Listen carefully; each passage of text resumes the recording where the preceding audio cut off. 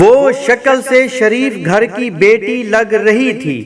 میں پاس گیا، میرے قریب ہو کر بولی، چلو گے صاحب۔ میں نے پوچھا، کتنے پیسے لوگی؟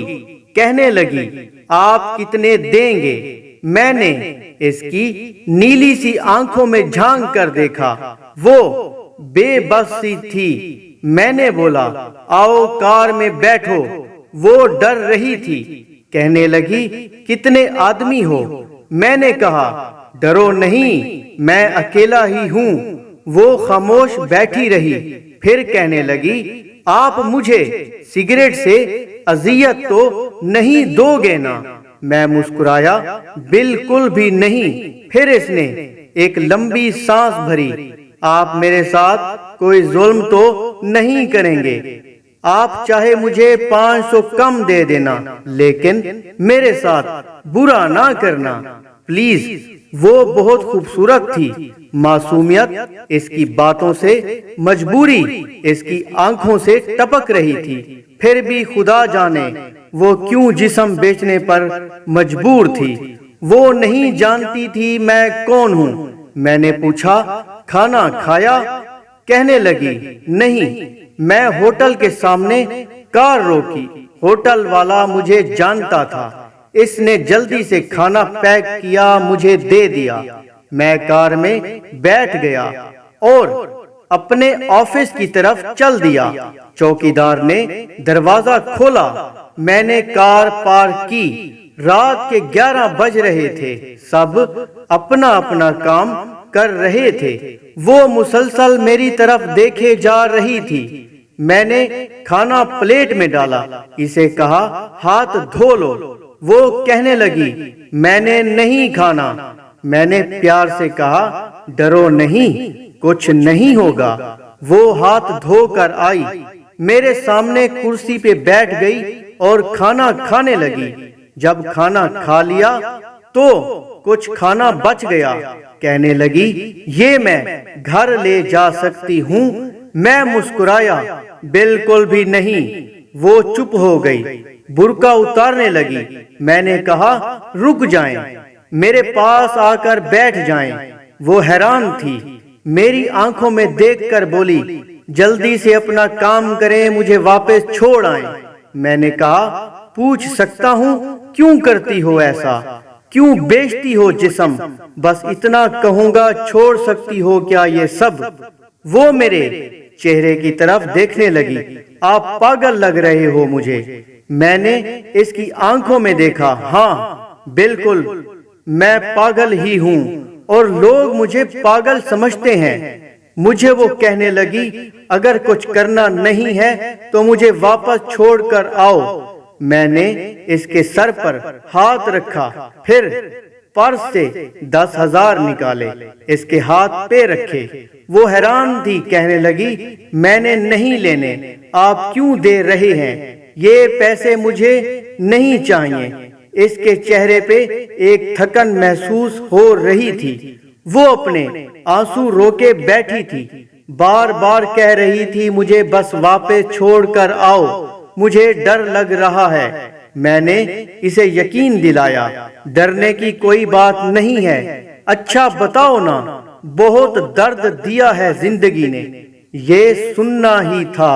اس کی آنکھیں نم ہو گئی، جیسے کوئی قیامت گر گئی۔ میں سمجھ چکا تھا، کوئی بہت بڑا درد لیے گھوم رہی ہے۔ دروازہ کھولا، کانپتی آواز میں بولی، مجھے چھوڑ کر آؤ واپس۔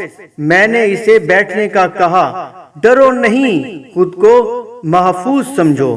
اسے جب یقین ہو گیا پریشانی والی کوئی بات نہیں تو بتانے لگی، شوہر مر چکا ہے، 3 چھوٹی بیٹیاں ہیں، سسرال والوں نے نکال دیا، ماں باپ فوت ہو چکے ہیں، بھائی کوئی نہیں ہے۔ ماموں کے گھر آئی، ماموں کے بیٹے نے میرے ساتھ زیادتی کی۔ میں نے جب مامی کو بتایا تو سب نے مجھے غلط کہا، مجھے دھکے دے کر گھر سے نکال دیا۔